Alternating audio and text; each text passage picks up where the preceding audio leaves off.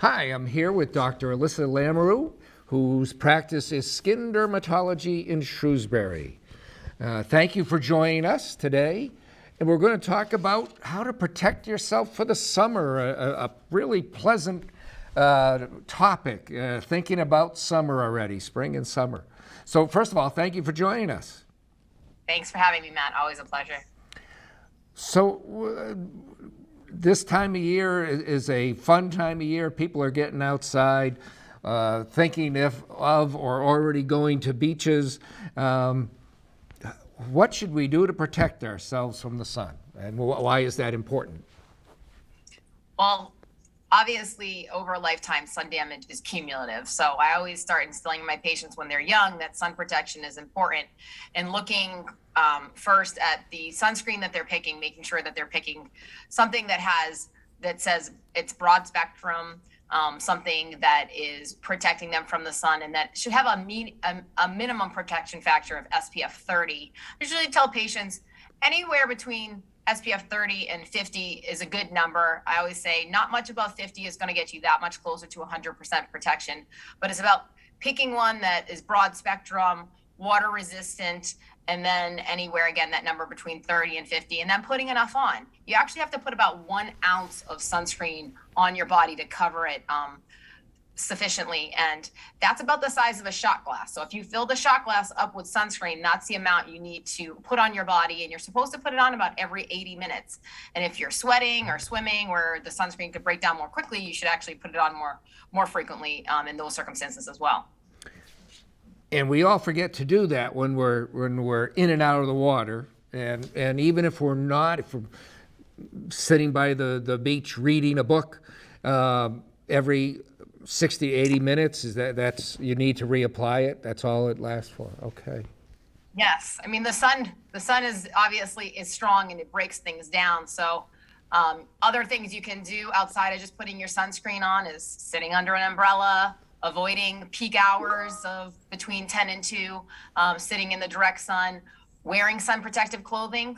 They make a lot of sun protective clothing these days that's much more comfortable and lightweight fabrics that feel okay in hot temperatures. And then I always mention to my patients, it's great to cast a shadow. Put some sunglasses on, protect your eyes, and wear a nice wide brim hat so that you can protect your face and ears and neck, because often those are the areas that are getting more sun exposure, because those are the things that see the sun every day. Sure. And if you don't do that, it leads to more incidences of skin cancers and other problems that you get to see when people come in and do their annual skin screen. Yes, definitely.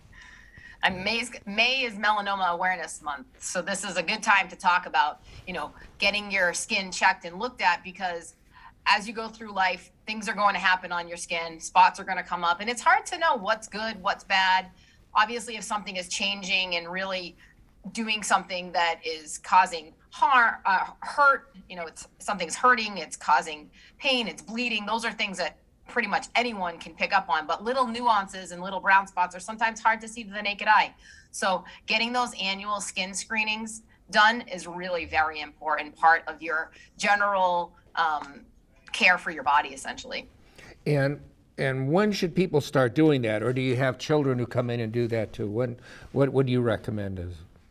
So if you have a number of moles on the body, anytime children come in and see me because they have a good number of moles, or maybe they have family history, maybe a parent has had melanoma or other skin cancers, and they want to start early to make the child aware of things to look out for. So really any age is a good age to start skin screenings, to start learning about how to look at your skin and what to look for and how to take care of your skin. So there's really no age, but certainly as you get older, the risk of getting skin cancer increases because your body has just gotten damaged from the sun.